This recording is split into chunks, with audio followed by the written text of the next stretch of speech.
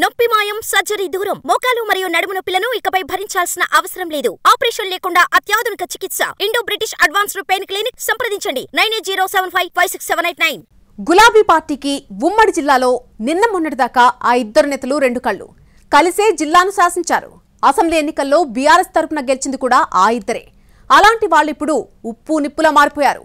తండ్రి కాని తండ్రి, కొడుకు కాని కొడుకు మధ్య వివాదానికి అసలు కారణమేంటి? ఎవరు ఎవరిని ఒంటరి చేసే ప్రయత్నాల్లో ఉన్నారు? ఏంటా political drama? Watch the story. ఉమ్మడి నిజామాబాద్ జిల్లా రాజకీయాల్లో ఒకనాడు తండ్రి కొడుకుల్లా ఉండే మాజీ స్పీకర్ పోచారం శ్రీనివాసరెడ్డి, మాజీ మంత్రి ప్రశాంత్ రెడ్డి మధ్య కొద్ది రోజులుగా విభేదాలు తారాస్థాయికి చేరుకున్నాయి. అది ఎంతలా అంటే ముఖముఖాలు చూసుకోవడానికి కూడా ఇష్టపడడం లేదట ఇద్దరు. మొన్నటిదాకా బీఆర్ఎస్లోనే ఉన్నారు ఇద్దరు. కానీ ఇటీవల పోచారం గులాబీ పార్టీకి గుడ్ బై చెప్పి కాంగ్రెస్ కండువా కప్పుకున్నారు. పార్టీ వీడటానికి ప్రశాంత్ రెడ్డి ఓ కారణంగా చెబుతున్నారట పోచారం సన్నిహితులు.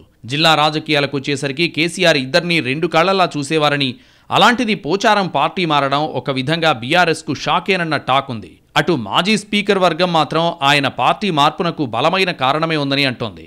కొడుకు రాజకీయ భవిష్యత్తు కోసం జెండా మార్చేశారని అంతా అనుకుంటున్నా ఇంటర్నల్ మ్యాటర్ మాత్రం వేరే ఉందన్న ప్రచారం జరుగుతోంది. ప్రశాంత్ రెడ్డి వ్యవహార శైలి పోచారం మనసును గాయపరిచిందట. ఈ విషయాన్ని కేసీఆర్ దృష్టికి తీసుకెళ్లినా ఆయన నుంచి ఆశించిన స్థాయి స్పందన లేదని, దీంతో తీవ్ర మనస్తాపం చెంది పోచారం పార్టీ మారారన్నది ఆయన క్యాడర్ వాయిస్. కారణాలేవైనా పోచారం పార్టీ మారడం మాత్రం జిల్లాలో గులాబీ పార్టీకి గట్టి దెబ్బేనన్నది రాజకీయ పరిశీలకుల మాట. పాలు నీళ్లలా ఉండే బాన్సువాడ ఎమ్మెల్యే పోచారం, బాల్కొండ ఎమ్మెల్యే ప్రశాంత్ రెడ్డి మధ్య డీసీసీబీ చైర్మన్ అవిశ్వాసం అంశం చిచ్చుపెట్టిందట. పోచారం శ్రీనివాసరెడ్డి కుమారుడు భాస్కర్ రెడ్డి డీసీసీబీ చైర్మన్ కాగా, ప్రశాంత్ రెడ్డికి అత్యంత సన్నిహితుడు రమేష్ రెడ్డి వైస్ చైర్మన్. అయితే కాంగ్రెస్ ప్రభుత్వం అధికారంలోకి రావడంతో రమేష్ రెడ్డి సొంత పార్టీ చైర్మన్ భాస్కర్ రెడ్డిపై అవిశ్వాసం పెట్టి పనిగట్టుకుని మరీ భాస్కర్ రెడ్డిని పదవి నుంచి తప్పించారన్నది ప్రచారం.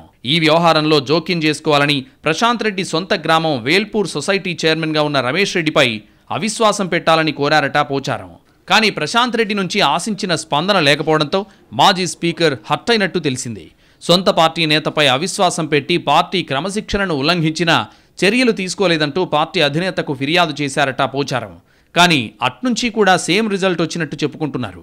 ఓవైపు కొడుకు భవిష్యత్, మరోవైపు తన మాటకు విలువ లేకుండా పోవడాన్ని జీర్ణించుకోలేని శ్రీనివాసరెడ్డి అనివార్యంగా పార్టీ మార్పు నిర్ణయం తీసుకున్నారన్నది లోకల్ పొలిటికల్ సర్కిల్స్లో జరుగుతున్న చర్చ.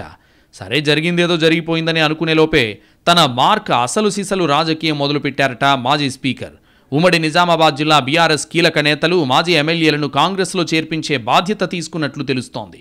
ఇప్పటికే ఓ మాజీ ఎమ్మెల్యేతో మంతనాలు పూర్తవగా ప్రశాంత్ రెడ్డితో విభేదించే నేతలను ఏకం చేసి ఆయన్ను ఒంటరిని చేయాలన్న వ్యూహానికి పదును పెడుతున్నారన్నది తాజా సమాచారం.